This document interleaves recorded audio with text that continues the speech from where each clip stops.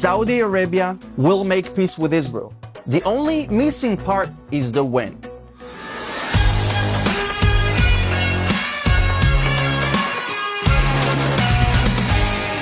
Shalom everyone. Biden's 3-day visit to Israel has come to an end, but it came with a lot of media coverage and a lot of information: Iran, Palestinians, Saudi Arabia, Jerusalem.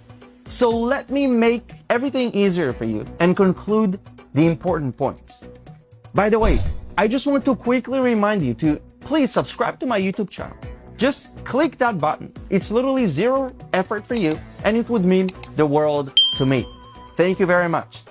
The most important topic that everyone in Israel is talking about is, of course, Saudi Arabia.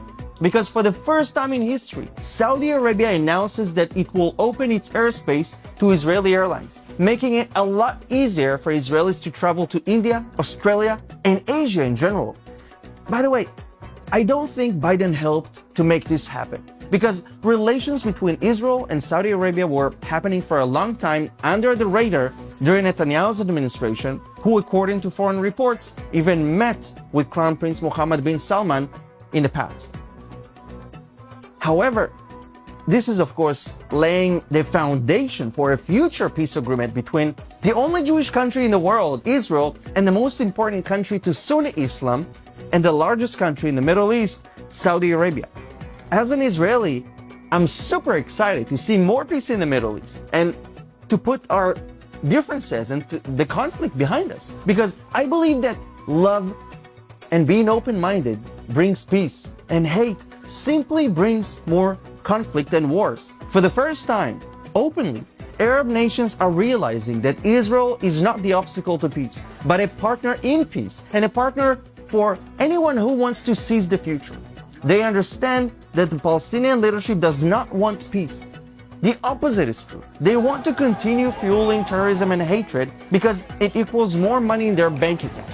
They are corrupt and they don't care about Palestinians. They only care about themselves. But here's a crazy fact for you from behind the scenes, from closed doors.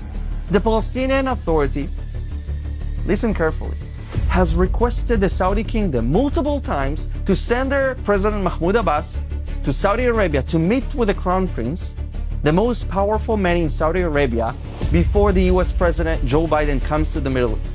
The Saudi kingdom has rejected their repeated requests and instead granted them a short phone call with the king.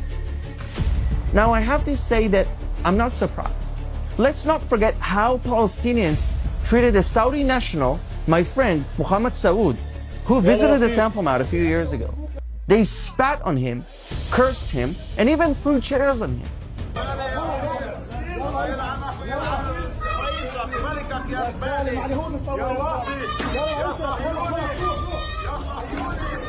And that's, of course, after Saudi Arabia supported the Palestinian Authority financially with money for many years.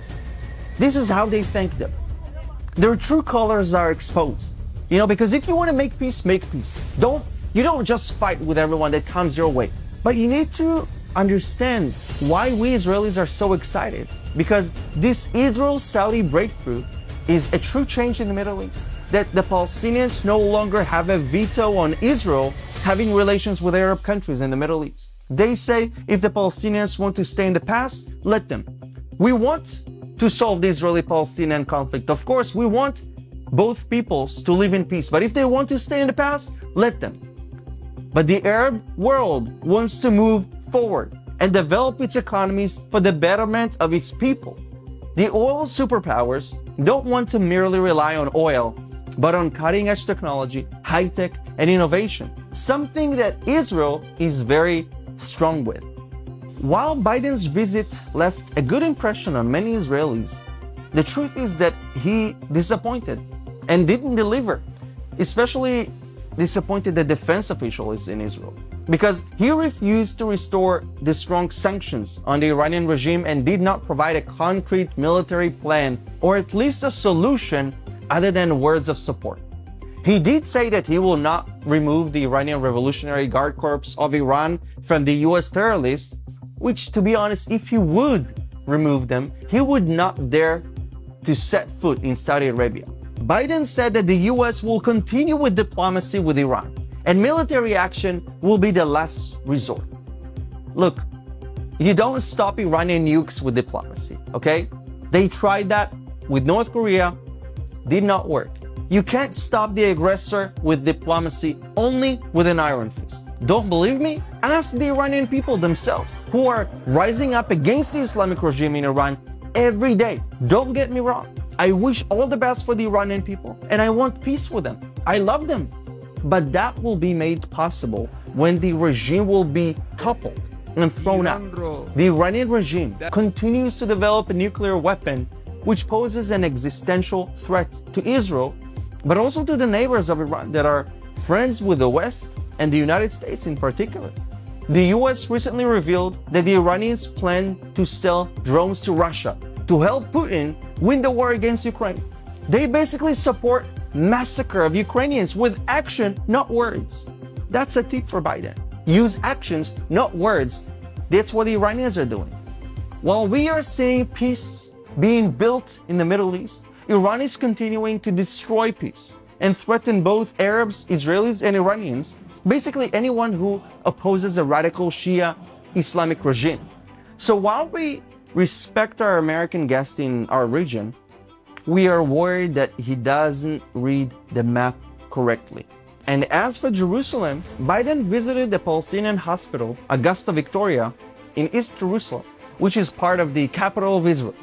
But his team refused to allow Israeli officials to join the visit.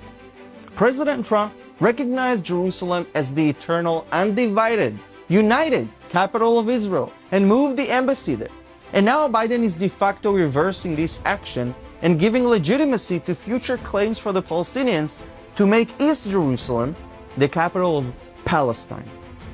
One thing is for sure, we will not allow this to happen. Dividing Jerusalem will divide Israel. As someone who was born and raised in Israel, this puts my life in danger, especially knowing how the Palestinian Authority is inciting its society to murder me.